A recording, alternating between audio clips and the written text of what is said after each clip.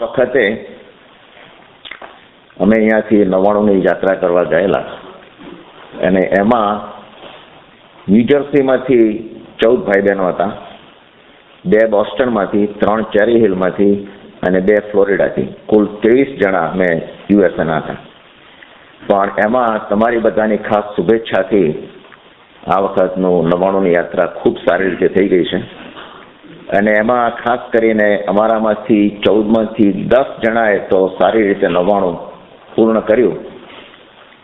શૈલાબેન કામદાર, વર્ષાબેન શાહ, કૈલાસબેન શાહ, મધુબેન કામદાર, ચંદ્રકાંત મહેતા, પ્રવીણાબેન મહેતા, હર્ષિદાબેન તંબોળી, ઉષાબેન ગાંધી, અજીતભાઈ પારેખ અને કુસુમબેન પારેખ. આટલાનું 99 સારી રીતે પૂર્ણ થઈ ગયું. સનતભાઈ એક જુદા જ ધ્યેયથી આવેલા અને એમણે શત્રુંજયનો સુંદર તપની આરાધના કરી.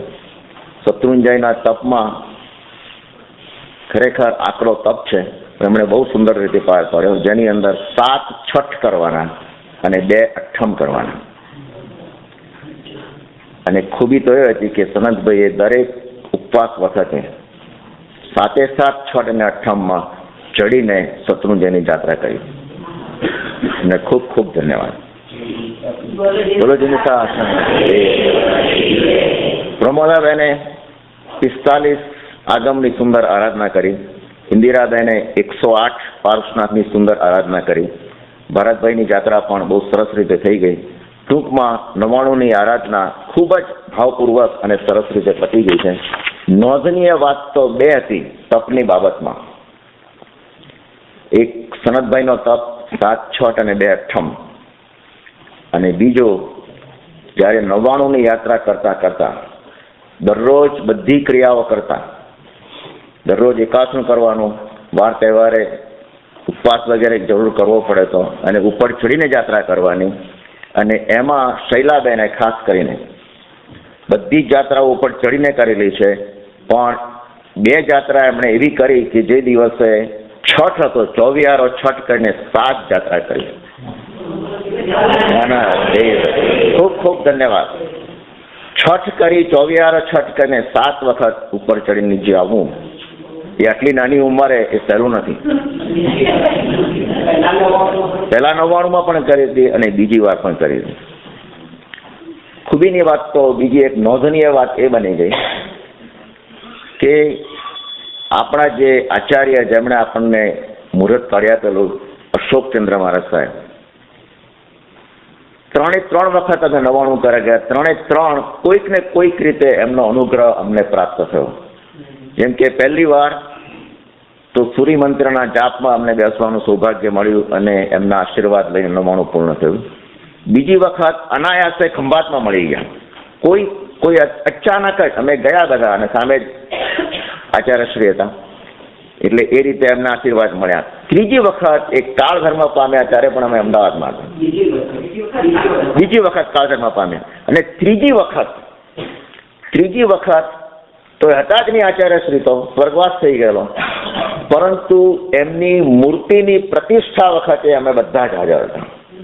સમોવસરણની અંદર એમની મૂર્તિ અને એમના ગુરુ ચંદ્રોદયસુરી, આ બંનેની મૂર્તિની પ્રતિષ્ઠા થયેલી. અને એ વખતે આચાર્ય સોમચંદ્ર સુરીજી અમને આ પ્રતિષ્ઠાનું બધું બધાને કરાવ, એ વખતે પણ અમે બધા હાજર હતા. એ કોઈ સુંદર યોગ બની ગયો. સોમચંદ્ર સુરીશ્વરજી અત્યારે બહુ સુંદર રીતે શાસનનું કાર્ય કરી રહ્યા છે. અને અમને બધાને, જેટલા અમેરિકાથી આવેલા બધાને, ઉદ્ગળ ઓસેરાવાની ક્રિયા 2 કલાકની ક્રિયા છે. એ ત્યાં સમોવસરણમાં ગિરિરાજના બેકગ્રાઉન્ડમાં જ, આંગણામાં જ પૂતગળ ઓસેરાવાની ક્રિયા કરાવી. પૂતગળ ઓસેરાવું એ એક જુદો સ્વાધ્યાય છે, આપણે કરીશું કોઈક વખત. પણ પૂતગળ ઓસેરાવું એટલે ભૂતકાળમાં થયેલા જે કર્મો થયેલા હોય છે એ બધા કર્મોને ઓસેરાવી દેવા. જે ભૂલો થઈ હોય, જે કંઈ આપણે કર્યું હોય એને હવે મારે કોઈ નિસ્બત નથી, એ રીતનું ઓસેરાવાની ક્રિયા હતી. અને વધારામાં અઢીદ્વીપની પ્રતિષ્ઠા થઈ. એ અઢીદ્વીપની પ્રતિષ્ઠામાં પણ બહુ સુંદર રીતે પાર પડી ગઈ. અને એમાં અરિહંત સુરીશ્વરજી મહારાજ સાહેબનો ખૂબ સારો અનુગ્રહ પ્રાપ્ત થયો. આટલી ઉંમરે, લગભગ 86 વર્ષની ઉંમરે પણ સૂતા એમને લાવવામાં આવેલા છે જોડીમાં. અને એમાં પણ એમને જ્યારે આવ્યા અને પછી આખું વાતાવરણ જ પહોંચાઈ ગયું. એટલો ઉત્સાહ વટી ગયો ત્યાં ગાડી દ્વીપની અંદર. અને કહે છે કે પહેલા દિવસે જ્યારે પ્રતિષ્ઠા થઈ એ દિવસે અમી જર્યા છે આખો દિવસ. અજીતનાથ ભગવાન જે મૂળ નાયક છે, અજીતનાથ મોટું દેરાસર છે, એમાંથી અમી જર્યા છે ત્યાં સતત. અને એ બધા અમને પણ એનો સારો એવો લાભ મળ્યો. એટલે ટૂંકમાં આ એક નોંધનીય વાત હતી, એ તમને ખાસ કહેવાનું છે. અને બીજું, આજનો એક વિશિષ્ટ દિવસ કહી શકાય. એમ તો વિશિષ્ટ એ રીતે કે આજે સનતભાઈ ઝવેરી અને પ્રમોદાબેન ઝવેરીની 12મી એનિવર્સરી છે. મેં ભૂલ નથી કરી. 12મી એનિવર્સરી એટલા માટે હું કહું છું કે આપણે 12 વર્ષ પહેલા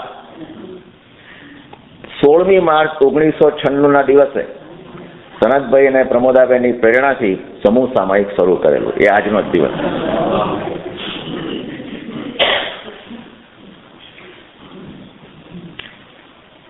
એ માટે એમનો ખૂબ ખૂબ આભાર માનું છું.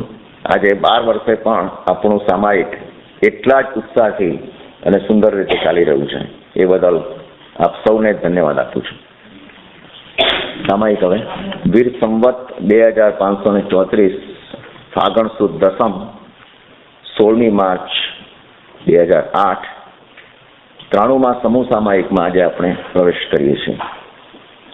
આજનો વિષય એક અળગો વિષય છે, જુદો જ વિષય છે, જેના ઉપર સંક્ષેપમાં જ આપણે ચર્ચા કરીશું. વિષય ઘણો લાંબો છે. જૈન ધર્મ, જીવન અને વિજ્ઞાન, એનો ત્રિવેણી સંગમ. વિજ્ઞાનની સાથે જૈન ધર્મનો શું સંબંધ છે? વિજ્ઞાન જ્યારે શબ્દ આપણે સાંભળીએ ત્યારે એ વિજ્ઞાન બહારની દુનિયાનું વિજ્ઞાન છે, બહારનું વિજ્ઞાન છે. જૈન ધર્મ પણ એક વિજ્ઞાન છે. અને જૈન ધર્મનું વિજ્ઞાન, આપણા તીર્થંકરોએ કહેલું એ વિજ્ઞાન, એ ભીતરનું વિજ્ઞાન છે.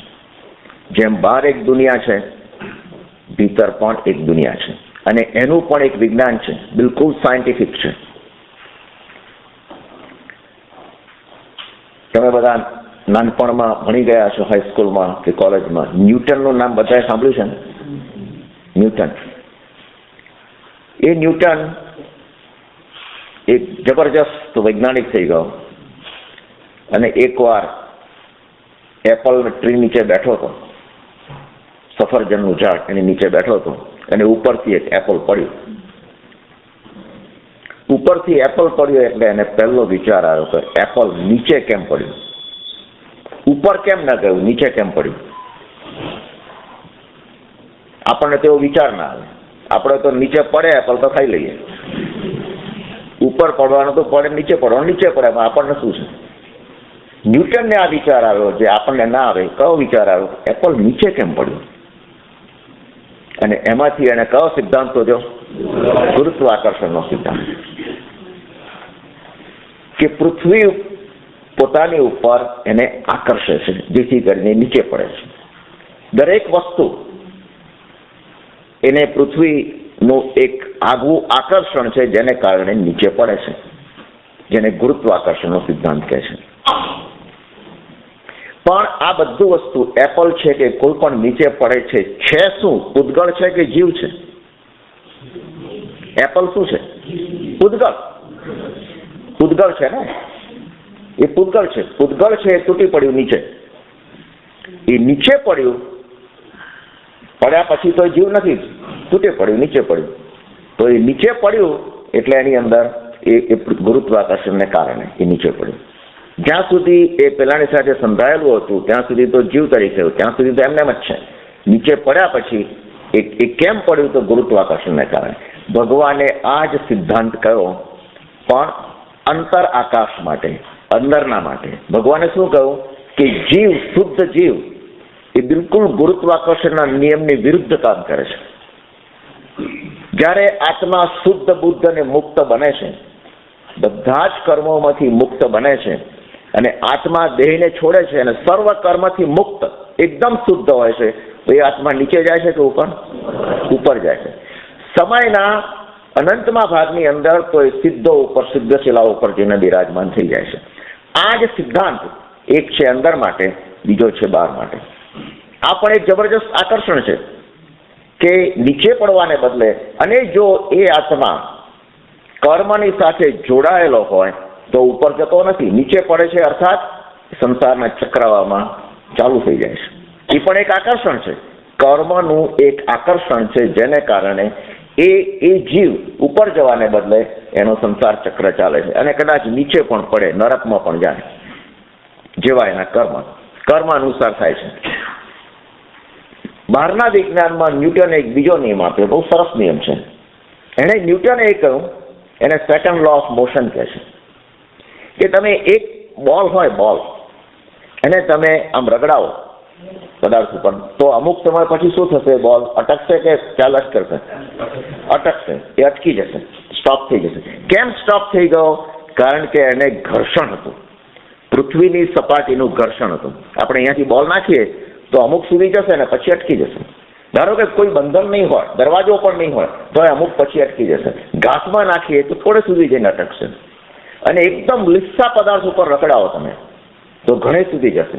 બરફની સપાટી ઉપર રગડાવો તો ઘણે સુધી ચાલ્યા જ કરશે, કારણ કે ઘર્ષણ ઓછું છે. જ્યાં ઘર્ષણ ઓછું છે ત્યાં ગતિ ચાલ્યા જ કરે છે, ચાલ્યા જ કરે છે. ભગવાને આ જ નિયમ આપ્યો, પણ જીવ માટે, શુદ્ધ બુદ્ધ અને મુક્ત જીવ માટે જુદો જ નિયમ આપ્યો. જે જીવ કર્મથી યુક્ત છે એના માટે ભગવાને આ જ વાત કરી, પણ જરાક વિરુદ્ધ. ભગવાને શું કીધું? કે જ્યારે જીવ દેહને છોડે છે, મારો કે તમારો જીવ કર્મયુક્ત છે, દેહને છોડે છે, કર્મના ઘર્ષણને કારણે એ જીવ ચક્રાવામાં ફર્યા જ કરે છે. ન્યૂટનથી બિલકુલ ઉલટો. ન્યૂટને શું કીધું? કે ઘર્ષણ ન હોય તો ફર્યા કરે. ભગવાને કીધું ઘર્ષણ છે તો ફર્યા કરે છે. જો કર્મનું એક પણ ઘર્ષણ ન હોય તો એ પદાર્થ શું થઈ જાય? સિદ્ધ શિલા ઉપર જઈને, એ જીવ સિદ્ધ શિલા ઉપર જઈને સ્થિર થઈ જાય છે. આ જ વિજ્ઞાન છે, પણ અંદરનું વિજ્ઞાન એ બહારના વિજ્ઞાન કરતા ઉલટું છે, પણ બરાબર લાગુ પડે છે. બહારના વિજ્ઞાનને આપણે પ્રૂવ કરી શકીએ છીએ કે આ બોલ નાખ્યો અને અટકી ગયો. પેલી એક કલ્પના કરીએ છીએ કે જો ઘર્ષણ ન હોય તો એ સદાય ચાલ્યા કરશે. એ કલ્પના, કારણ કે જેમ જેમ સપાટી લીસી એમ બોલ વધારે ને વધારે આગળ જાય છે. એક કલ્પના એ છે કે વાત સાચી છે નહીં. જો લીસી સપાટી બિલકુલ ઘર્ષણ ના હોય તો અનંતકાળ સુધી ચાલ્યા કરશે. ભગવાને આ જ વાત કીધી, કર્મના ઘર્ષણને કારણે આ જીવ અનંતકાળ સુધી શું કર્યા કરશે? ફર્યા જ કરશે. ઉભા રહેવાને બદલે ફર્યા જ કરશે. ઉલટો સિદ્ધાંત. પણ જો કર્મનું ઘર્ષણ ન હોય તો એ પદાર્થ ત્યાં સ્થિર થઈ જશે, સિદ્ધ શિલા ઉપર. કેટલું એનું મળતું આવે છે, તમે મેચિંગ કરો, વિચાર કરો. ભૌતિક વિજ્ઞાન અને બહારનું વિજ્ઞાન, અંદરનું વિજ્ઞાન કેટલું વિરોધાભાસી છે. અમુક બાબતમાં એ સહમત પણ થાય છે. ન્યૂટને ત્રીજો નિયમ આપ્યો કે actions and reactions are equal and opposite. જેટલો તમે જોરથી બોલ નાખશો એટલા જ પ્રત્યાઘાતથી એ પાછો પડશે. ભગવાને આ જ વાત કરી કર્મની બાબતમાં. જેવું તમે કર્મ બાંધો છો એ જ તમારી સામે પાછું આવે છે. પણ ભગવાને આની અંદર એક જ ઉમેરો કર્યો કે ધર્મ એક એવી ચીજ છે કે જેની અંદર તમે એ બોલની ગતિમાં ફેરફાર કરી શકો છો, પાછા આવવામાં. આપણે એક ભૂલ કરી, કર્મ બાંધ્યું. હવે જો વિજ્ઞાનનો સિદ્ધાંત લઈએ તો એ કર્મ પાછું આવવું જ જોઈએ, અને ખરેખર આવે જ જો આપણે કશું જ ના કરીએ.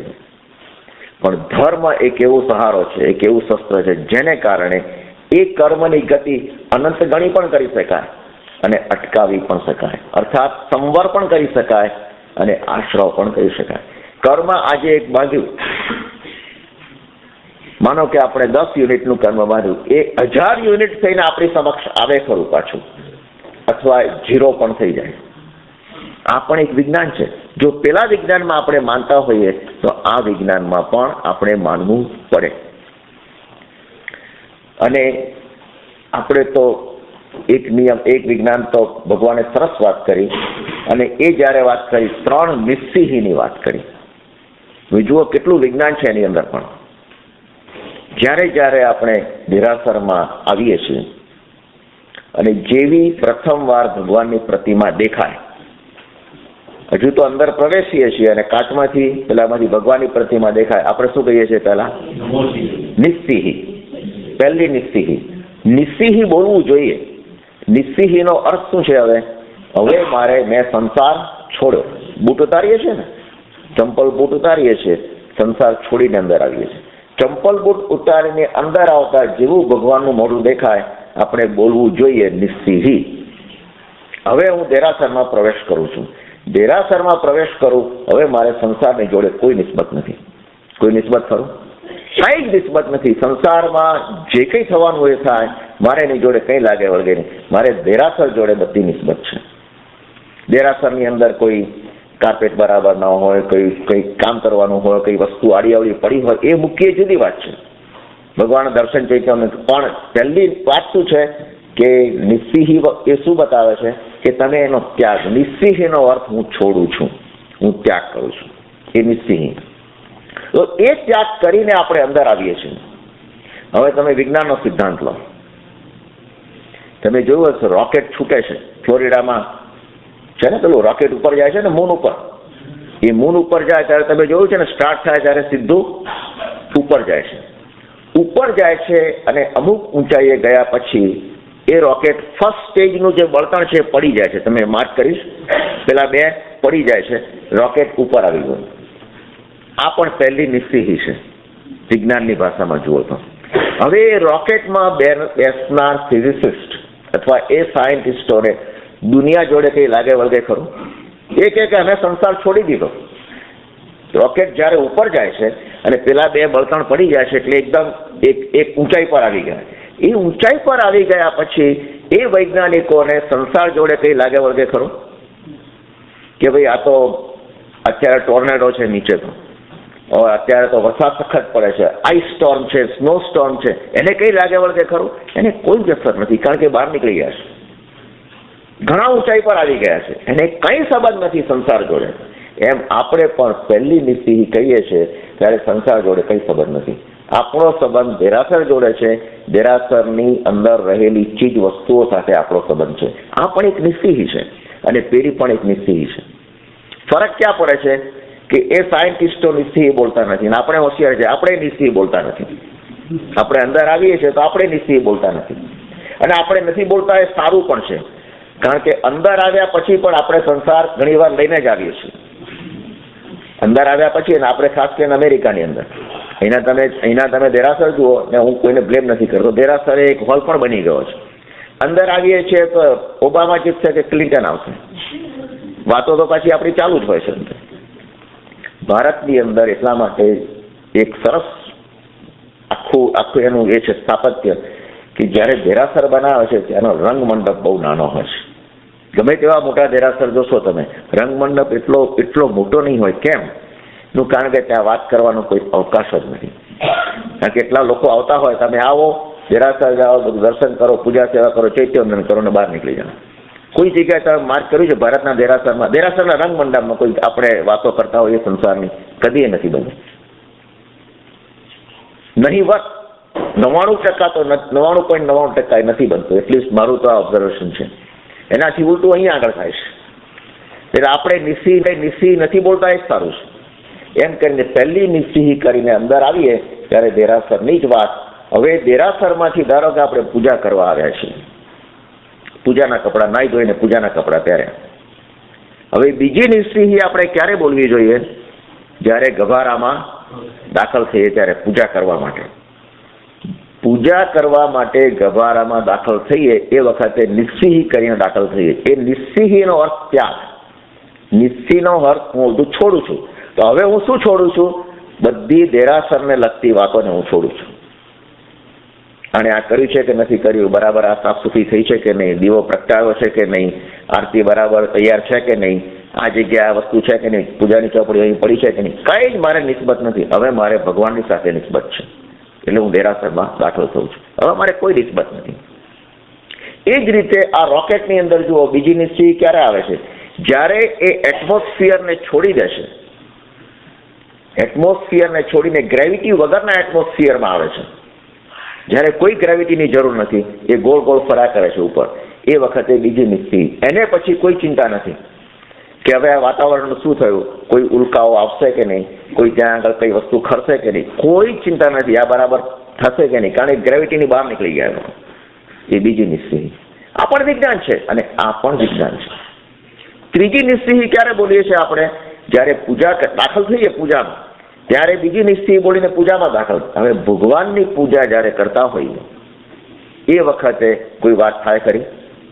એ વખતે કોઈ પણ વાત ના થાય કે કેસર ઘસાયું છે નથી ઘસાયું, કે આટલું આ લાવો કે તે લાવો, અને આમ કર્યું કે આને તેમ કર્યું, કે આ લોકો પૂજા બરાબર નથી કરતા, આ લોકો લાઈનમાં કોઈના ઠેકાણા નથી, કશી જ વાત ન થાય. તો મારે પૂજા સાથે નિસ્બત છે, ભગવાન સાથે નિસ્બત છે. કોણ શું કરે છે, કોઈ ભૂલ કરતું હોય તો આપણે ટીકા નહીં કરવાની. એ વખતે બહાર નીકળ્યા પછી કહેવું, પણ અંદર નહીં.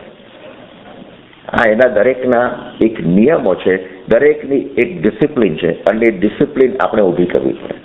માનો કે કોઈની કદાચ કોઈ ખોટી રીતે પૂજા કરતું હોય, આ કરતું હોય, બહાર આવીને જરાક કહો કે નેક્સ્ટ ટાઈમ તું કરે તો આ રીતે કરજે.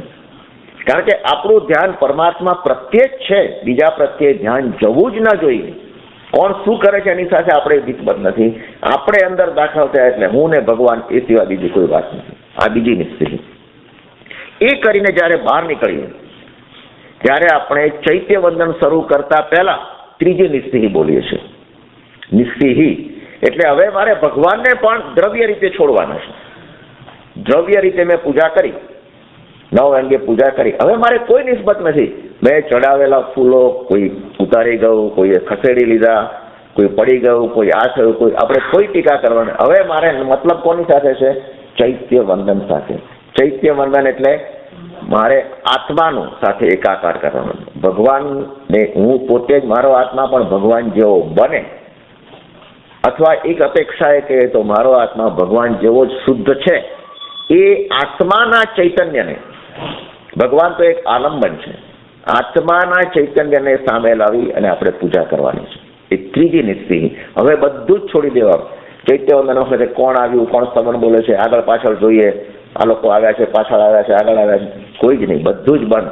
હું અને ભગવાન સામે સામે રાખીને અષ્ટપ્રકારી પૂજા થઈ ગઈ. હવે માત્ર ચૈત્ય વંદન. એ ત્રીજી નિશ્ચિત જ્યારે રોકેટમાંથી નીચે ઉતરે છે મૂન ઉપર, માનો કે મૂન ઉપર લેન્ડિંગ થઈ ગયું, એ ત્રીજી નિશ્ચિત. હવે એ લોકોની ચિંતા છે વૈજ્ઞાનિકોને કે હવે શું થશે, આપણે પાછા જઈશું કે નહીં જઈએ. હવે ઉપર પેલું ફરતું હતું એ બરાબર ઉતરી ગયું, લેન્ડિંગ કરતા કંઈ તકલીફ પડી, કોઈ ચિંતા નથી. હવે બસ નીચે ઉતરી ગયા. એ ત્રીજી નિશ્ચિત. હવે જે કરવાનું છે કરો.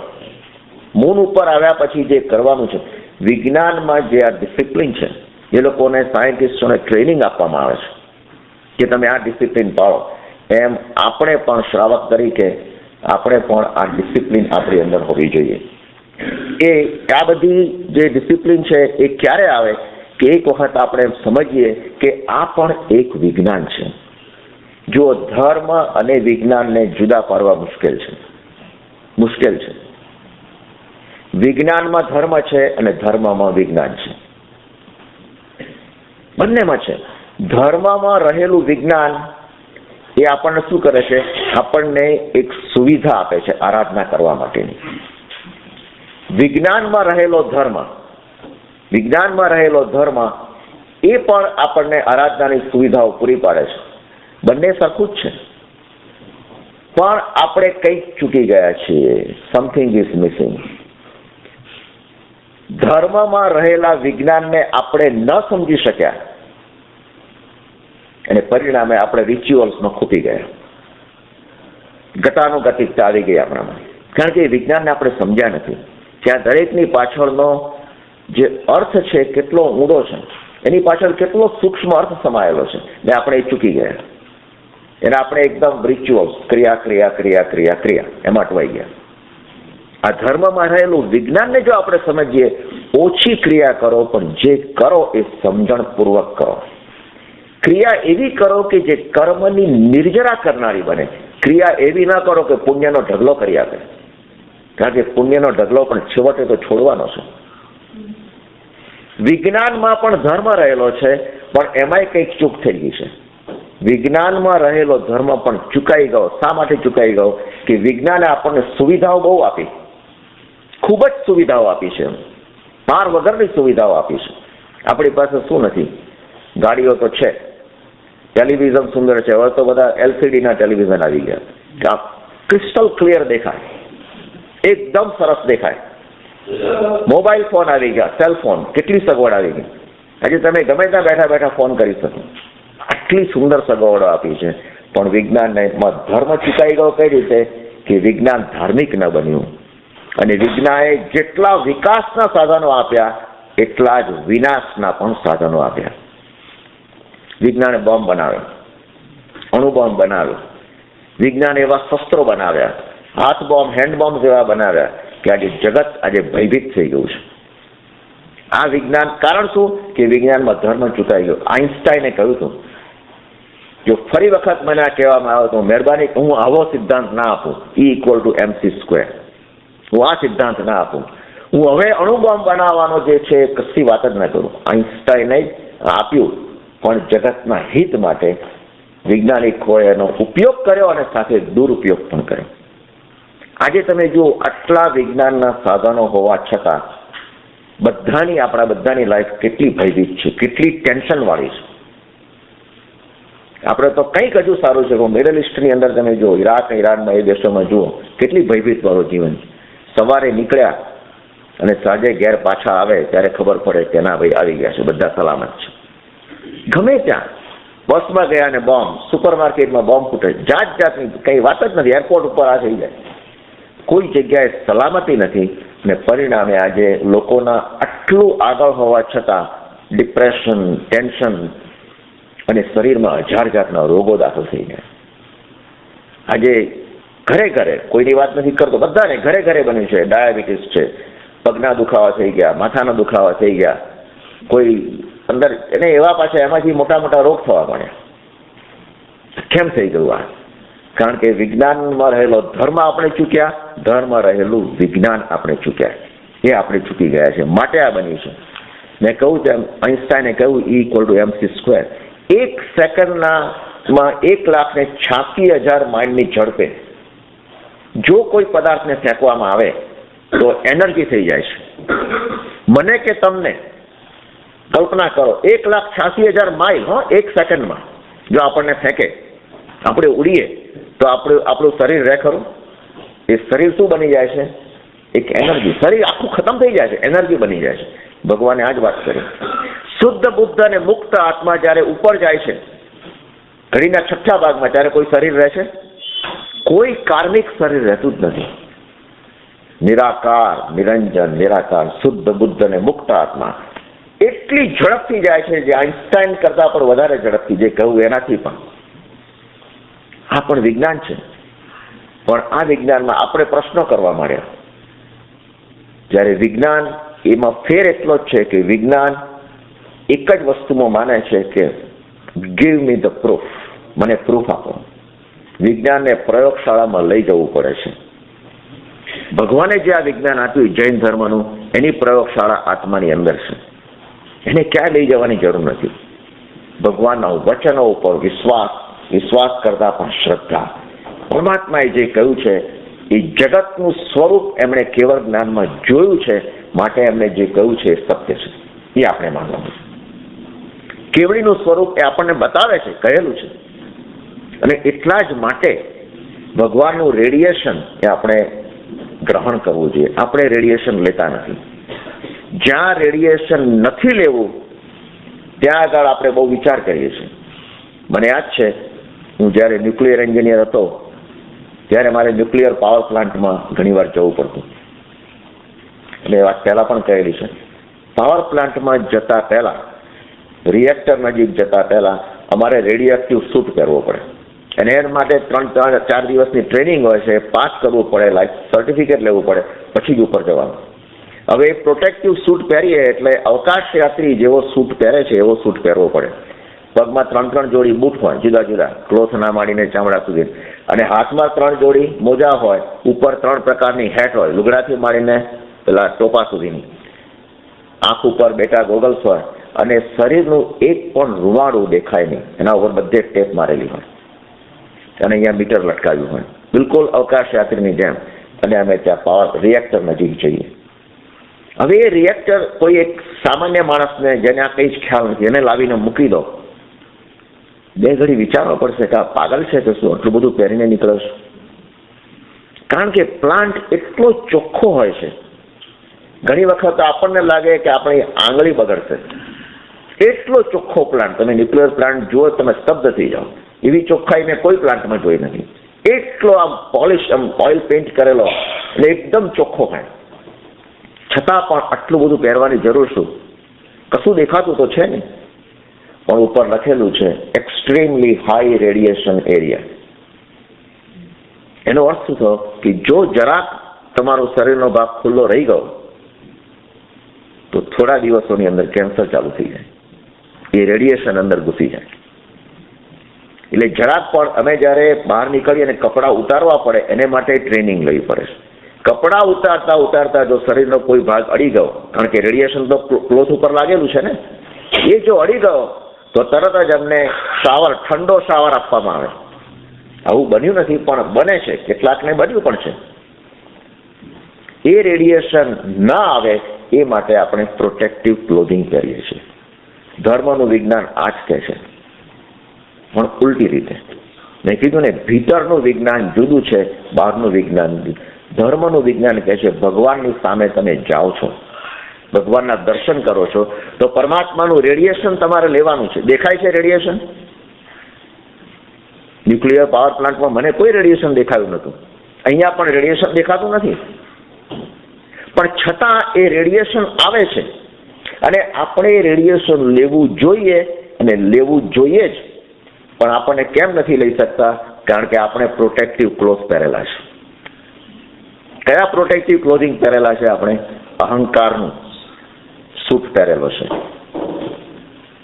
ક્રોધમાન માયાના ગોગલ્સ અને હાથે પગે જોડા પહેરેલા છે, પગમાં મોજા, હાથમાં મોજા. એ કોના? બધા કશાયોના. 18 પાપસ્થાનકો આપણા ઉપર લાગેલા છે. આપણે એવા પ્રોટેક્ટેડ છીએ, ભગવાનનું રેડિયેશન આપણને આવે જ નહીં. આપણે એટલા માટે આ નિસ્સિહીનો અર્થ જ છે કે તમે બધું ઉતારીને જ્યાં સુધી દેરાસરમાં ભગવાનના દર્શન કરવા માટે આવ્યું ત્યાં સુધી સંસારને શા માટે વચ્ચે લાવી? એ વખતે જો ભગવાનને, અને આમાં પણ આપણે બધા તો અહીંની તો વાતો મેં તમને કીધું ને કે એક એક્સેપ્શનલ વાત છે, પણ જો દર્શન કરતા કરતા એક ક્ષણ માટે પણ કલ્પના કરો કે આપણે બધો પ્રોટેક્ટિવ ક્લોથિંગ કાઢી નાખ્યો, બસ ભગવાન હવે મારે કોઈ કશાયો મારે નથી, અને એ વખતનું રેડિયેશન જો તમે ઝીલી લો, તમારું કામ થઈ ગયું. શા માટે નવાણું કરવા જઈએ છીએ? આદેશ્વર દાદાની સામે તમે જુઓ, બેઠા હો અને એ રેડિયેશન તમે ઝીલો અને જે શક્તિ આવે છે અંદર, એ શક્તિ તો જેને અનુભવ થયો એને ખબર પડશે. પૂજ્યો શૈલાબેનને છઠ કરીને કશું જ ખાધા પીધા વગર 7 જાત્રા કેવી રીતે થઈ? આવા તો ત્યાં આગળ તો સેંકડો કિસ્સાઓ છે. મને પણ અનુભવ છે, ઘણી વખત થાકીને લોથ થઈ ગયા હોય અને ભગવાનની સામે બેઠા અને એ રેડિયેશન ઝીલ્યું, શક્તિ આવી, તમે નીચે ઉતરો તો ફટફટાટ ને પાછા ચડી જાઓ છો ઉપર. 3 જાત્રા કરીએ છીએ, ઘણી વખત મેં કરી, રોજની 2 તો થતી, પણ કોઈ એમ જરા પણ મોઢા ઉપર થાકનો ચિહ્ન દેખાય નહીં. એટલું ફિઝિકલી ગમે તે લાગે, પણ અંદરનો જે ઉત્સાહ છે, આત્મીય ઉત્સાહ, આત્માનો જે આનંદ છે, એ ચહેરા ઉપર દેખાય. કેમ? અને 1 દિવસ 2 દિવસની સતત કેમ આ બને છે કે ભગવાનનું રેડિયેશન કોઈક ક્ષણો એવી આવી હશે, હું નથી કહેતો કાયમ માટે મળે છે, પણ કોઈક 2-4 ક્ષણો એવી આવી હશે જ્યારે રેડિયેશન ઝીલાયું હશે. કે પરમાત્મા પણ એવા પૂજાયેલા છે અને ઊંચાઈ પર છે. ઊંચાઈ પર પણ આપણે બધું ભૂલી, આ પણ એક વિજ્ઞાન છે કે જ્યારે તમે જેમ જેમ ઊંચે જાઓ છો એમ એમ વસ્તુઓ છૂટતી જાય છે. વિજ્ઞાને આ પુરવાર કરીશું. હિમાલય ઉપર લોકો કેમ ચડી શકે છે? એક તો ટ્રેનિંગ છે, બધું જ છે, પણ સાથે સાથે સંસાર છૂટી જાય છે. જ્યારે સંસાર છૂટે છે ત્યારે તમે નિશ્ચિંત થઈ જાઓ છો, એક સેલ્ફ કોન્ફિડન્સ વધી જાય છે કે હવે બધું જ છોડ, હવે મારે કોઈ નથી આગળ પાછળ, હવે તો બસ હું અને મારો આત્મા, મારે આ ઉત્સાહ લઈને ચડવાનું છે. એ જ વસ્તુ જ્યારે શત્રુંજય ઉપર તમે ચડો છો ઉપર, ત્યારે પણ આ જ ભાવ છે, હવે સંસાર છૂટી ગયો. ઊંચાઈ પર જેમ જેમ જતા જાઓ તેમ તેમ સંસાર છૂટતો જાય છે. આ આપણું વિજ્ઞાન પૂર્વ કરે છે.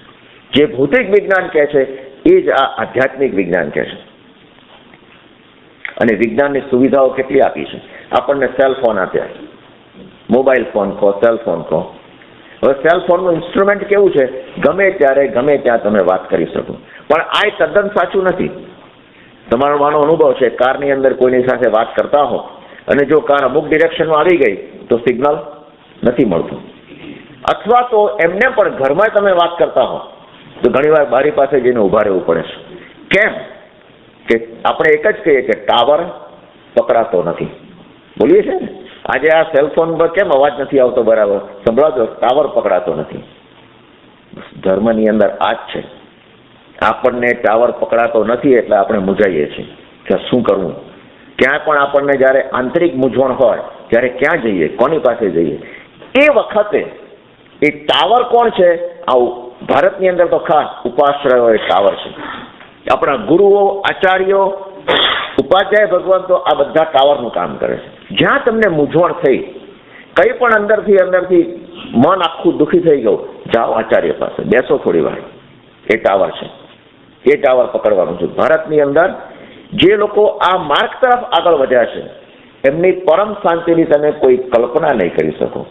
એ લોકોને જ્યારે આ બોલે છે, કોઈ વસ્તુ ચડાવવા બોલતા હોય, કંઈ કોઈ પણ વસ્તુ આપતા હોય, એમને લાગે કે આ તો સર્પ કાંચડી ઉતારે છે એમ. કલ્પના નથી આવતી. લોકો કરોડોના કરોડા બોલે છે. કેમ? શું એમને ત્યાં આગળ પૈસા ગમતા નથી? પણ એક જ વસ્તુ છે કે અંદરનો આનંદ જુદો છે. અંદરનો આનંદ. સુખી થવાની ચાવી શું? સુખનો અર્થ શું? મારી પાસે કરોડ રૂપિયા આવી ગયા એટલે હું સુખી? મારી પાસે 5-6 બેડરૂમનું મકાન હોય, 5-6 ગાડીઓ હોય, આટલા બધા ટેલિવિઝન સેટ્સ હોય એટલે હું સુખી? સુખ એ નથી. સુખનો અર્થ ફૂલફિલમેન્ટ ઇઝ ધ હેપીનેસ. અને ફૂલફિલમેન્ટ એટલે શું? જ્યાં મને અંદર આત્મીય આનંદ મળે છે ત્યાં મને અંદર સુખ છે. એ ભીતરી સુખનું વિજ્ઞાન ભગવાને આ વિજ્ઞાન આપ્યું કે સુખ જોઈએ છે, ટાવર પકડી લે. સેલફોન તારે ચાલુ કરવો છે, ટાવર પકડી લે. કન્ટિન્યુઅસ ટોક થશે. You will talk with God. એ આ પરમાત્માનો આ ઉપાશ્રય એ ટાવર બની જાય છે. આ ગુરુદેવો એ ટાવર બની જાય છે. ત્યાં તમે જાઓ અને કેટલાક તો આચાર્ય સાથે એક વખત સંબંધ સ્થાપિત થયા પછી તમે એમની આગળ હૈયું ઠાલવી નાખો, તમને સારું માર્ગદર્શન આપશે. કારણ એક જ છે કે એમને તમારી સાથે કંઈ લેવા દેવા નથી, તમારી પાસેથી કંઈ મેળવવું નથી. નિસ્પૃહી છે. એ નિસ્પૃહી આત્માઓ છે. માટે એમની સાથે આપણે સંપર્ક સાધવો જોઈએ. એ આપણું ટાવર પકડાય છે. એ નિસ્પૃહી છે માટે. એટલે આપણે એ પણ ખાસ, અને ભગવાને જે વિજ્ઞાન આપ્યું છે, જબરજસ્ત વિજ્ઞાન આપ્યું છે, એ આરોગ્ય વિજ્ઞાન. આરોગ્યનું એક વિજ્ઞાન છે. જૈન ધર્મએ જે આરોગ્ય વિજ્ઞાન આપ્યું છે આપણને બીજે ક્યાંય મળવા સંભવ નથી. તો વિચાર કરો, આપણી એક એક ક્રિયાઓ તમે જુઓ. ખમાસમણો આપણે લઈએ છીએ, ઈચ્છામી ખમાસમણો. એ ખમાસમણો બોલતી વખતે આખો એક યોગની પ્રક્રિયા છે, આખું વિજ્ઞાન છે અંદર. કે શરીરના 5 અંગ, 2 ઢીંચણ, 2 હાથ, કોણીઓ અને આપણું મસ્તક એ જમીનને સ્પર્શે છે. આખું એક વિજ્ઞાન છે. અને એમાં એ વિજ્ઞાન એ આખો એક યોગ બની જાય છે. જો ખમાસણું વ્યવસ્થિત રીતે લઈએ છીએ, પણ આપણે એ ચૂકી ગયા છે. એ ખમાસણાની અંદર પણ તમે જો એના શબ્દો વિચાર બોલો તો ઈચ્છામી ખમાસમણું બંદીયું જામડી જાય. પછી શું શબ્દ છે? નિસ્સિહી. આયનો અર્થ એ છે કે હવે હું બધું છોડીને, હે પ્રભુ હવે હું તમને વંદન કરું છું. પણ આપણે તો ઈચ્છામી ખમાસમણું બોલતાની સાથે જ નીચે. એટલે સમજ્યા જ નથી પૂરેપૂરું. જેવું ઈચ્છામી ખમાસમણું ચાલુ કરો સીધા સાષ્ટાંગ દંડવત પ્રણામ. ખરેખર ક્રિયા છે ઈચ્છાની ખમા સોનું વંદ્યું જાવણી. નિસ્સિહિયાએ બોલો ત્યાં સુધી તમે ઉભા રહો છો. મસ્તક ઝુકાવો, મસ્તક નથી ગયું હોય ત્યાં સુધી ઉભા રહેવાનું છે. નિસ્સિહિયાએ બોલવાનો અર્થ એ છે કે હવે મેં બધું છોડ્યું, હવે સંસાર છોડ્યો, બધું જ છોડ્યું. હવે એ પ્રભુ હું તને હવે વંદન કરું છું. પંચાંગ પ્રણિપાત વંદન છે. એ નિસ્સિહિયાએ બોલ્યા પછી થવું જોઈએ. અને એ વંદન જ્યારે આવે ત્યારે યોગ બની જાય છે. આખું વિજ્ઞાન છે. ભગવાને આ વિજ્ઞાન આપ્યું.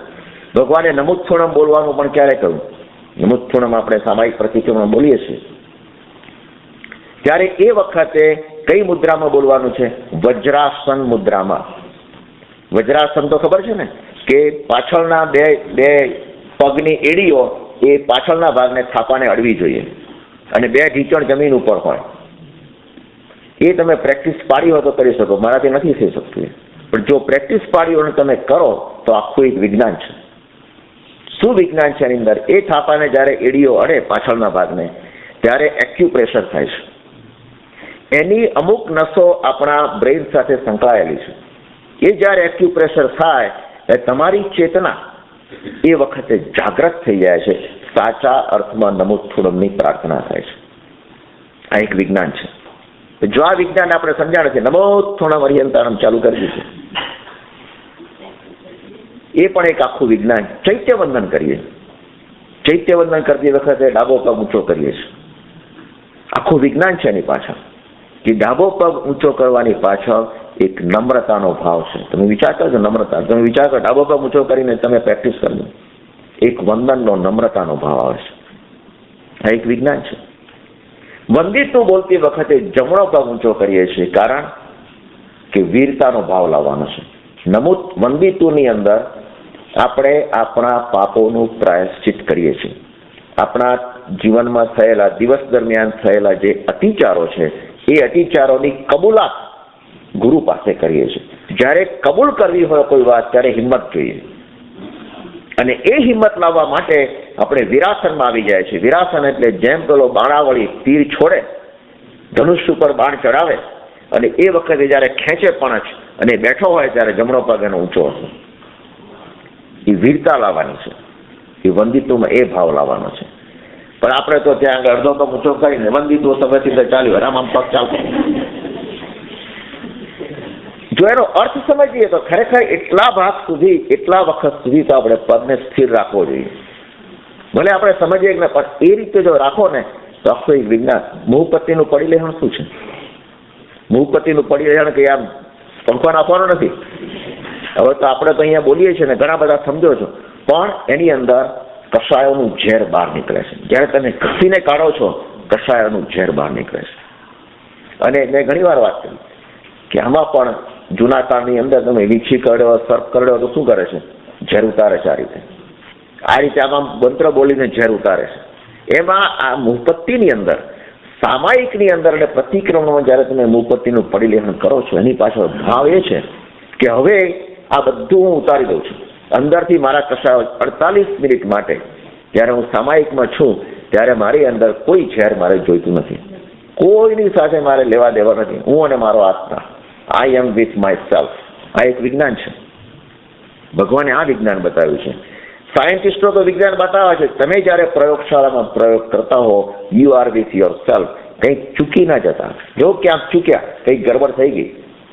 એરપોર્ટ પેલો પાયલોટ જો પ્લેન ચલાવે છે, એમાં પાયલોટે શું વિચારવાનું છે કે બધા પેસેન્જરોને હું ખુશ કરી દઉં, આજે 2-4 ગુલાટો ખવડાવું? ના, પાયલોટનો તે જ વિચારે છે કે મારે હવે મારા ડેસ્ટિનેશન પર પહોંચવું છે.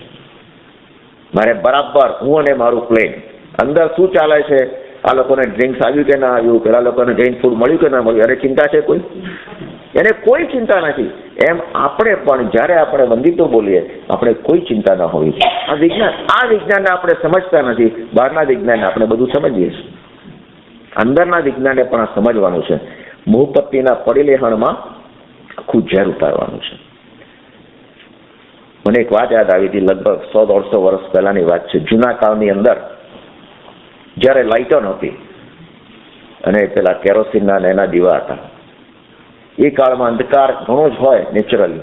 રાત પડે ને અંધારું થઈ જાય. એ ગામની અંદર એક કરિયાણાનો વેપારી અને ઘણો જ ઓનેસ્ટ માણસ હતો. બધા એને કહેતા કે આના જેવો ઓનેસ્ટ માણસ, પ્રમાણિક માણસ અમે જોયો નથી, અને બધા એને માન પણ આપે. અને એ પોતે, મેં કીધું તેમ, અંદરથી સુખી હતો. હવે એકવાર એવું બન્યું કે અંધારાની અંદર, રાતનું અંધારું થઈ જાય, કોઈકને સર્પ કરડ્યો એની બાજુના પાડોશીમાં, કોઈક છોકરાને. એ એકદમ ચીસો પાડવા માંડ્યો કે હવે એને લોકો બધા ગભરાઈ ગયા કે હવે તો આ ખલાસ થઈ જશે ટૂંક સમયમાં, કરવું શું? અને એવામાં પેલો જે વેપારી હતો એ માણસ એ બહાર નીકળ્યો. એને જોયું કે શું થઈ ગયું? તો કે મને સર્પ, હવે પેલા તો એના પેરેન્ટ્સ કીધું કે તો હવે સર્પનું ઝેર ચડવા માંડ્યું, સાફ કરડે છે. કોણ જાણે એને શું વિચાર આવ્યો? એ જે પેલા ભાઈ હતા એને કોઈ મંત્ર બોલ્યા અને 3 વખત હાથ આમ કરો, ઝેર ઉતરી ગયું. કશું જ નહીં, એ બધું હતું બરાબર, ઝેર આખું બધું ઉતરી ગયું. બધા સ્તબ્ધ થઈ ગયા કે આ ખરેખર આ માણસને ધન્યવાદ આપવો જોઈએ, કંઈક મંત્ર વિજ્ઞાન જાણે છે. બીજી વખત કોઈને વીછી કરડ્યો અને એની પાસે આવે, હવે તો પછી એનું નામ થઈ ગયું. એ તરત જ આમ 3 વખત કંઈક મંત્ર બોલે, 3 વખત કરે, ઝેર ઉતરી જાય. આવું તો કોઈ જનાવર કરડે, કોઈએ કંઈક બાઇટ કર્યો, કોઈ કંઈક કર્યો, બધા એની પાસે આવે અને ગામમાં એનું નામ થઈ ગયું કે આ માણસ ખરેખર કોઈ મંત્ર વિદ્યા જાણે છે.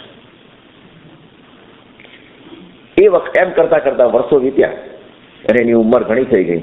લોકોને થયું, બધા ભેગા થયું મહાજન કે હવે આ ભાઈ ભરોસો નથી જીવનનો, અને એ મંત્ર જો આપણામાંથી કોઈ શીખી લે તો જેને પણ આવું કંઈક થયું હોય તો એના માટે કામ લાગે. એ બધા ગયા એને વિનંતી કરી કે તમે જે મંત્ર બોલતા હતા અમને શીખવાડો તો સારું, અમે પણ આનો ઉપયોગ કરીએ. પેલા ભાઈ મૌન રહ્યા, કંઈ જ બોલ્યા નહીં. લોકો સમજ્યા કે અમને આપવો નથી મંત્ર. થોડો વખત થયો, પાછા કહે કે અમને ના શીખવાડો તો કંઈ તમારા દીકરાને તો કહો, એને તો શીખવાડો, એટલીસ્ટ સમાજને તો સારું રહે. એ કંઈ જ બોલ્યા નહીં. અને ખરેખર જ્યારે અંતિમ ઘડી આવી ત્યારે પૂછ્યું કે ભાઈ તમે કશું જ બોલ્યા કેમ નહીં? શું બોલતા હતા મંત્ર વખતે? મંત્ર તો તમે કહો, હવે તો કહો, હવે તો દિવસનો ભરોસો નથી જીવનનો. ત્યારે એણે કહ્યું કે જુઓ, હું મંત્ર તંત્ર કંઈ જાણતો નથી, કોઈ મંત્ર હું બોલ્યો નહોતો. જ્યારે પહેલી વાર આ એક પ્રયોગ મારાથી અનાયાસે થઈ ગયો, કોઈ વિચાર પણ નહોતો મનમાં, પણ એકદમ પેલાને ઝેર ચડતું જોઈને મને અંદરથી મેં આંખો બંધ કરી દીધી અને મેં મનમાં એટલું જ કીધું, હે ક્ષેત્ર દેવતા, જો હું મારા જીવનમાં સંપૂર્ણ પ્રમાણિક રહ્યો હોઉં તો આનું ઝેર ઉતરી જજો. જો હું સંપૂર્ણ પ્રમાણિક રહ્યો હોઉં તો. અને એ ક્ષેત્ર દેવતા એનું કામ કરે છે, એ ઉતરે છે. અને એ કઈ રીતે બીજા માણસોને કે જાણતો હતો, ગામના માણસોને કઈ રીતે કે આ મંત્ર તમે બોલો, કઈ રીતે કહી શકે? એ જાણતો હતો, પોતાના પરિવારને પણ જાણતો હતો. આ વ્યક્તિ જેવો અંદર એવો જ બહાર. અને સાચું કહો, આપણે અંદર છે એવા બહાર છીએ. આપણો અંદરનો ચહેરો જુદો છે, બહારનો ચહેરો જુદો છે. આપણે ચહેરા બદલા કરીએ છીએ. આ બદલાહટ જો નીકળી જાય તો ભગવાને કહ્યું એ વિજ્ઞાન સાચું આવી જાય. ઘરમાં પતિ પત્ની સાથેનો ચહેરો આપણો જુદો હોય છે, અને કોઈ મહેમાન આવી ગયા તો ચહેરો બદલાઈ જાય તરત. મહેમાન વિદાય થઈ ગયા પાછો અસલી ચહેરો આવી જાય. પાછા દેરાસરમાં આવીએ તો ચહેરો જુદો. આપણે મુખોટા એટલે આ ચહેરા જ ઓઢીએ છીએ જાતે. બહારથી લાગે કે આ માણસ એટલે કોઈ દિવસ આને ગુસ્સો ના આવે, કોઈ દિવસ કશો જ ક્રોધ નહીં, એટલો શાંત છે. પણ પછી જયારે પૂછીએ ઘરમાં ત્યારે ખબર પડે કે આ કેટલા શાંત છે. ચહેરો બદલાઈ જાય છે. જ્યારે અંદર બહાર એક સરખું હોય, કોઈ ચહેરો બદલાહટ ના હોય, એ વખતનું તમારું પોતાના આત્માનું એક રેડિયેશન કામ કરે છે. આ ભગવાનની જ વાત છે. ભગવાનની મૂર્તિ એ જ ભગવાન છે એવું નથી, આપણું ચૈતન્ય પણ ભગવાન છે. આપણી ચેતનામાંથી એ રેડિયેશન નીકળે છે કે પેલાનું ઝેર નીકળી જાય છે. એ જ વાત છે.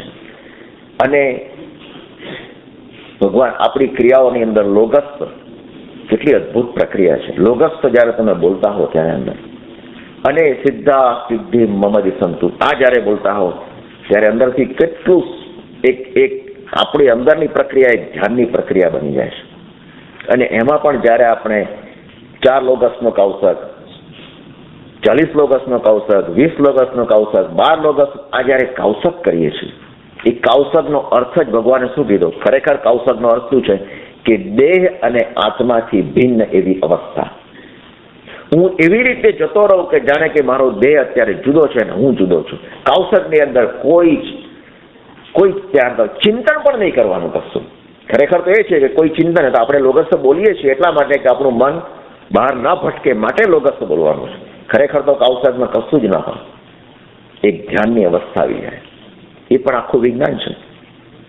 એની પણ આપણે પ્રેક્ટિસ કરવી જોઈએ. ઘેરે પણ જો રોજ આપણે કાઉસક કરીએ, રોજ એક 5 મિનિટનો 2 મિનિટનો કાઉસક કરો, કશું જ બોલવાનું નથી, પણ કાઉસક અવસ્થામાં રહી અને 2 મિનિટ ઉભા રહો, 2 મિનિટ બેસીને કાઉસક કરો.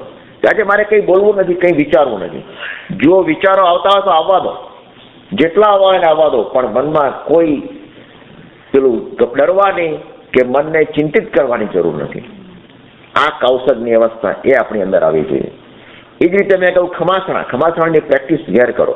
એક સમાજની અંદર જ્યારે તમે ગ્રુપની અંદર હો છો ત્યારે આઈ કેન અન્ડરસ્ટેન્ડ. ઘણી વાર અમારે પણ શેત્રુંજયમાં ત્યાં આગળ આખું રૂમ હોલ ભરેલો હોય તો બેઠા ખમાસણા દેવા પડતા, કારણ કે કોઈ રસ્તો જ નથી. પણ જ્યારે આપણી પાસે સુવિધાઓ છે, જ્યારે રસ્તો છે, ઘરમાં આપણે એકલા છીએ, ત્યારે રોજ જો 21 ખમાસણા આપીએ તો આપણા પગને કોઈ તકલીફ થાય ખરી? કોઈ તકલીફ ના થાય. પણ આ બધી પ્રેક્ટિસ આપણે પાડવી જોઈએ. એ જો પાડીએ અને એ જો નિયમિત પાડતા રહીએ તો આપણને પણ કોઈ તકલીફ રહે નહીં. એ કાઉસક પછી આવે છે ધ્યાનની વાત. ભગવાને ધ્યાનની વાત કેટલી સરસ કીધી. મહાવીર ભગવાનને 12.5 વર્ષ તપશ્ચર્યામાં શું કર્યું હતું? મૌન રાખ્યું હતું ને ધ્યાન, મૌન રાખીને ધ્યાન કર્યું હતું. એ મૌનનું પણ એક જબરજસ્ત વિજ્ઞાન છે. તમે મૌન રાખી તો જુઓ, મૌનનું એક વિજ્ઞાન છે. એ મૌનની અંદર ભીતરમાં એક એવી શક્તિ પેદા થાય છે, જબરજસ્ત શક્તિ. અને એ શક્તિ એ સામાન્ય એક રેડિયેશનની જેમ અસર કરે છે. એનો એક જ એક્ઝામ્પલ જે આપણે જાણીએ છીએ, ભગવાને શું કર્યું? પેલો ચંડકોશીઓ ડંખ મારવા આવ્યો અને ભગવાન એટલું જ બોલ્યા, બુજ્જ ચંડકોશીય, તું જ્ઞાન પામ. અને ચંડકોશીયાની અંદર એક જબરદસ્ત રેડિયેશન દાખલ થયું. એને તો કઈ જૈન ધર્મનો ખ્યાલ પણ નહોતો, ચંડકોશીયાને કઈ ખબર હતી, પણ એ રેડિયેશન એવું અસર કરી ગયું કે એને પૂર્વભાવ એનો યાદ આવી ગયો. પૂર્વભાવ એને યાદ આવી ગયો કે કૌશિક નામનો બ્રાહ્મણ આટલો ગુસ્સાવાળો હતો અને મને આ બધું હતું, તો હવે મારે આ ન કરવું જોઈએ. એ ધર્મ ખૂટી ગયો. ગમે એટલી કીડીઓએ ચટકા ભર્યા પણ એ અક્ષર પણ બોલ્યો નહીં, દેવલોકમાં પહોંચી ગયો. ભગવાનના જે ધ્યાનમાં શક્તિ એકત્રિત કરેલી, એ શક્તિ એ શબ્દોમાં કેટલું સામર્થ્ય પ્રગટ્યું હશે. વિચાર કરો, કેટલી શક્તિ પ્રગટી હશે. એ કલ્પના કરો કે આપણને સાપ દેખાય અને આપણે કહીએ બુજ્જ, તો પેલો બુજાશે જશે? આપણે પાછા ભગવાન 2 વાર બોલે તો આપણે અડધો ડઝન વાર બોલીએ. 6 વખત બુજ્જ કરીએ અને એ કદાચ આપણને બુજવી નાખે. આપણે ભાગ્યે ત્યાંથી, કારણ કે આપણા શબ્દોમાં કોઈ સામર્થ્ય નથી, કોઈ એવી શક્તિ નથી પેદા થયેલી. એ વખતે જ્યારે ભગવાને બુજ્જ બોલ્યું ત્યારે ભગવાન અને ચંડ કૌશિક સામે બીજું કોઈ જ નહીં કે તું બોધ પામ. એ વખતે એની અંદરનું વ્યક્તિત્વ કેવું હશે ભગવાનનું, કે એને કંઈક આપવું છે. એ વ્યક્તિત્વ હતું ભગવાન. કંઈક મારે એને આપવું છે. એ વ્યક્તિત્વ જ્યારે હોય ત્યારે એ ધ્યાન બની જાય. એ ધ્યાનમાં રહેલી આ શક્તિ, એ ધ્યાન શું છે ખબર છે? જપ જ્યારે યોગ સાથે જોડાય ત્યારે મંત્ર બને છે. મેં કાલે જ વાત કરી. જપ જ્યારે યોગ સાથે જોડાય ત્યારે મંત્ર બને છે. મંત્ર જ્યારે રટણ સાથે જોડાય ત્યારે તત્વ બને છે. મંત્ર જ્યારે રટણ સાથે જોડાય ત્યારે તત્વ બને છે. તત્વ જ્યારે ચેતના સાથે જોડાય ત્યારે પ્રકૃતિ બને છે. અને પ્રકૃતિ જ્યારે પરમાત્મા સાથે જોડાય ત્યારે ધ્યાન બને છે. ફરીથી એક વાર, જપ ને યોગ સાથે જોડો. હું જપ કરતો હું એક વાર ઓમ રીમ અરહમ નમઃ. હું ગાડી ચલાવતા ઓમ રીમ અરહમ નમઃ કરું તો યોગ નથી મારો, યોગ સાથે જોડાતો નથી. હું એમને બેઠા ઓમ રીમ અરહમ કરું તો યોગ મુદ્રામાં હું જયારે બેસું, પલાઠી વાળી અને યોગમાં બેલું, ને પછી હું જયારે બોલું ઓમ રીમ અરહમ નમઃ, એ રીતે જયારે હું બોલતો હોઉં, અંદર ઘૂંટાતું હોય, ત્યારે જપનો યોગ સાથેનું જોડાણ થયું. શું થયું? રટણ થઈ ગયું. એ હવે મારી અંદર રટણ આવી ગયું. હવે હું રટણ કરતા એ મંત્ર બની ગયો. જપનું યોગ સાથે જોડાણ એક મંત્ર મારી અંદર આવી ગયો. ખરેખર સાચા અર્થમાં મંત્ર. એ મંત્રનું રટણ કરતો હોઉં, સતત જ્યારે રટણ ચાલુ હોય ત્યારે તત્વ બની ગયું. મારું મન એ તત્વ તરફ દોરાઈ ગયું. સાચું તત્વ આ છે. અને એ તત્વ કરતા કરતા કરતા કરતા જ્યારે ચેતના સાથે જોડાય ત્યારે મારો સ્વભાવ બની ગયું, પ્રકૃતિ બની ગયું. પ્રકૃતિ એટલે સ્વભાવ. મારા આત્માનો જે શુદ્ધ બુદ્ધ સ્વભાવ છે એ સ્વભાવ અંદર આવી જાય છે. અને એ પ્રકૃતિ, એ ચૈતન્ય જ્યારે પરમાત્મા સાથે જોડાય ત્યારે ધ્યાન બની જાય છે. ધ્યાન આ છે. ભગવાન મહાવીરે 12.5 વર્ષ જ્યારે ધ્યાન કર્યું ત્યારે આ ધ્યાન હતું. પ્રકૃતિનું પરમાત્મા સાથેનું જોડાણ એટલે ધ્યાન. અને તમે જાણો છો, પ્રકૃતિ પણ ભગવાન ઉપર વારી ગઈ હતી. પ્રકૃતિ પણ ભગવાન સામે ઝૂકી ગઈ હતી. પ્રકૃતિએ પણ ઝૂકી જવું પડ્યું હતું. એ ક્યારે ઝૂકી જાય? તમારું બોલેલું ક્યારે થાય? કે જ્યારે તમારું પરમાત્મા સાથેનું ચૈતન્ય સંધાય ત્યારે આ બને. એટલે ધ્યાનમાં કર્મો બળે છે, કારણ કે પ્રકૃતિનું પરમાત્મા સાથે જોડાણ થઈ ગયું. ઢગલા બંધ કર્મો બળે છે ધ્યાનમાં. આપણને દેખાતું નથી. આપણે સૂર્યના તડકામાં ઉભા રહીએ, સૂર્યના કિરણોમાં, તો એવા રાજી શું નહીં, પણ એ કિરણોની આગળ જો એક મેગ્નિફાઈંગ લેન્સ મૂકો તમે, અને પછી તમારી ચામડીને હાથ નીચે રાખો છો, શું થશે? થોડીક સેકન્ડમાં આમ ખેંચાઈ જશે. કેમ? તો એ કિરણો તો એ જ છે. મેગ્નિફાઈંગ લેન્સમાંથી ચડાઈને જ્યારે કિરણો આવે છે એક બિંદુ ઉપર, ત્યારે ચામડી દાગી જાય છે, કાગળ બળી જાય છે. એ જ કિરણોમાં આ શક્તિ આવી. ક્યાંથી આવી? કિરણો તો એ જ છે, બહારથી તો લાવ્યા નથી. પેલો મેગ્નિફાઈંગ લેન્સ આવે. આ મેગ્નિફાઈંગ લેન્સ એ બીજું કંઈ નહીં પણ ધ્યાન છે. ધ્યાનની અંદર જ્યારે આ પરમાત્માના રેડિયેશન પડે છે ત્યારે કર્મો બળીને ખાક થઈ જાય, જેમ પેલો કાગળ બળીને ખાક થઈ જાય છે એમ. એ ધ્યાનની ભૂમિકા ક્યારે આવે? એક ક્ષણ માટે. હું કબૂલ કરું છું કે એ હજુ એ ભૂમિકા નથી આપણી, પણ એક મોમેન્ટ તો આવે એટલો તો વિશ્વાસ રાખીએ આપણે. પણ એ ક્યારે આવે? જો રટણ સતત ચાલુ હોય તો. જપની સાથે યોગ થાય તો મંત્ર બને, મંત્રની સાથે રટણ થાય તો તત્વ બને, તત્વની સાથે ચેતના જોડાય તો પ્રકૃતિ બને, પ્રકૃતિ સાથે પરમાત્માનું અનુસંધાન થાય તો ધ્યાન બને. આ બધું જ બની શકે છે એક સેકન્ડ માટે જો બને તો. જ્ઞાની કહે છે ને કે એક સેકન્ડની અંદર લાખો જન્મોના કર્મો ખપાવી શકે છે. અને રિચ્યુઅલમાં, ગતાનુગતિકમાં આપણે હજારો નવકાર ગણીશું તો કંઈ વળવાનું નથી. પણ ગણતા નથી ગણવું એમ નથી કહેતો, પુણ્ય તો બંધાય છે, પણ એમ કરતા કરતા કરતા નજર આપણી શું તરફ છે? કેટલા ગણાયા એ તરફ નહીં. મારે 20 માળા પૂરી કરવી છે એટલે 15મી થી 16મી જોકા ખાતા ખાતા પણ 5 પૂરી કરી નાખો, એ વાત નથી. પૂરી કરવા કરતા અહીંયા શું છે? ગણતા ગણતા ગણતા એક ક્ષણ એવી આવી જાય કે મારું જોડાણ થઈ ગયું, ધ્યાન થઈ ગયું, કર્મો ખતમ થઈ ગયા. તમે એક બિલોરી કાચ રાખો મેગ્નિફાઈંગ લેન્સ થોડી સમય માટે, ચામડી બળવા માંડી. આ વિજ્ઞાન છે. ઘરમાં મેં એમ કહું ને વિજ્ઞાન છે, એમ આ પણ એક વિજ્ઞાન છે. અને ભગવાને તો આપણને વિજ્ઞાન કેટલી બધી જગ્યાએ આપ્યું છે. તમે વિચાર કરો, આયંબિલની ઓળી હવે આવે છે. આયંબિલની ઓળી કયા મહિનામાં મૂકી? એક મૂકી ચૈત્ર મહિનામાં અને બીજી આસો મહિના. આ તમે વિચાર કરજો, માર્ક કરજો. આ બંને મહિનાના દિવસો એવા છે જેમાં ઋતુ બદલાય છે. ઋતુ બદલાય છે, અને ઋતુ બદલાય છે એટલે ખોરાકની પાચન ક્રિયા મંદ પડે છે. એ પાચન ક્રિયાને પ્રજ્વલિત કરવા માટે આ દિવસોમાં આયંબિલની ઓળી મૂકી દીધી કે તમે જ્યારે સાત્વિક ખોરાક ખાઓ અને લુખો સુખો મરચા મસાલા વગરનો એ ખોરાક ખાઓ, તમને પાચન ક્રિયામાં કેટલી હેલ્પફુલ થઈ જાય છે. થાળી ધોઈને પીવાનું શું કારણ છે? એ જ થાળીમાં રહેલી દરેક વસ્તુ આપણે અલગ અલગ રીતે તો આંગળા ચાટીએ છીએ, જે રીતે ખાઈએ છીએ, તો પછી ધોઈને પીવામાં એ જ ચોખ્ખું પાણી છે, કશું ખરાબ તો છે નહીં, પણ એ બધું જ ભેગું થાય છે, એક રસાયણ ઉત્પન્ન થાય છે જે આપણને પાચન ક્રિયામાં હેલ્પફુલ થાય છે, સાથે સાથે બહારના આરોગ્યમાં, અને આપણે પોલ્યુશન ઓછું કરીએ છીએ. આપણે વિજ્ઞાનમાં પણ, બહારના વિજ્ઞાનમાં પણ સહકાર આપીએ છીએ, ભીતરના વિજ્ઞાનમાં પણ સહકાર આપીએ છીએ. ઉકાળેલું પાણી શા માટે?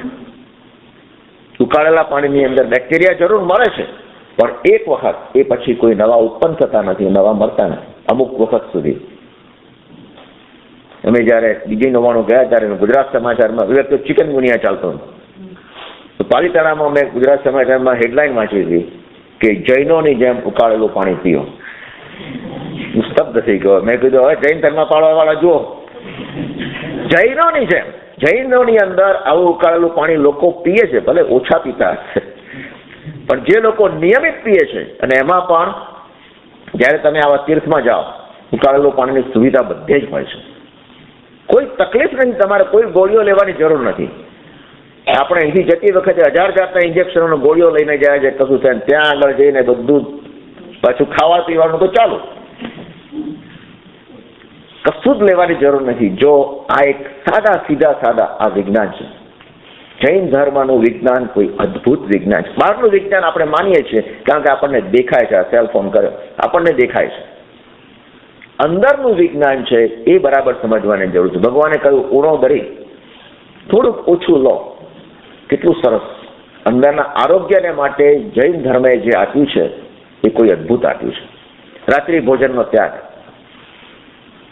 રાત્રિ ભોજનની અંદર રાતના લાઇટોની અંદર આપણે તો પાછું વિજ્ઞાન તો એમ કહે છે કે રાતના અમુક લાઇટો એવું છે કોઈ વાંધો જ નથી, સૂર્યના જેવું જ છે, સૂર્યના જેવું છે પણ સૂર્યનો પ્રકાશ નથી. એમાં અમુક સૂક્ષ્મ બેક્ટેરિયા એવા ઉત્પન્ન થાય છે કે જે આપણને નજરે દેખાતા નથી, નજરે દેખાય પણ છે અંદર, જે કબૂલ કરવું જ પડશે. ભલે આપણે ખાઈએ છીએ ને પચાવીએ છીએ ને પાછી 2-4-5 ગોળીઓ પણ ઉપર લઈએ એટલે વાંધો ના આવે, પણ જો રાત્રિ ભોજનનો ત્યાગ, ભગવાને તો ત્યાં સુધી કીધું રાત્રિ ભોજનનો ત્યાગ કરવાથી મોટામાં મોટો ફાયદો, સૂતા પહેલા તમે 3 કલાક સુધી કશું લેતા નથી, એ 3 કલાકમાં તમારો ખોરાક સારી રીતે પચી જાય છે, પેટના રોગો અટકી ગયા. આપણી કમ્પ્લેન કેમ છે આટલી બધી કે મને આ દુખે છે, આમ થાય છે, તેમ થાય છે, પેટમાં ગડબડ કેમ છે? કારણ કે આપણે આ જ્યારે ખાવાનું આવે, પાર્ટી આવે, ફંક્શન આવે ત્યારે આપણે બધું ભૂલી જઈએ છીએ, ત્યારે ભૂલી જઈએ છીએ. પણ એ વખતે પણ કોઈએ ના નથી પાડી, તમને બધી સગવડ આપે છે. હિન્દુસ્તાનની અંદર તો 24 વ્યવસ્થા છે, એમ સીધું લખેલું જ હોય છે. અને એ લોકો આવે છે ને એ લોકોને બધું જ તમે જે એ લોકો જમવાના છે, બાકી 9 વાગ્યા પછી એ પણ આ જ જમવાના છે. પણ આ બધી સગવડો અહીંયા આગળ મળે છે.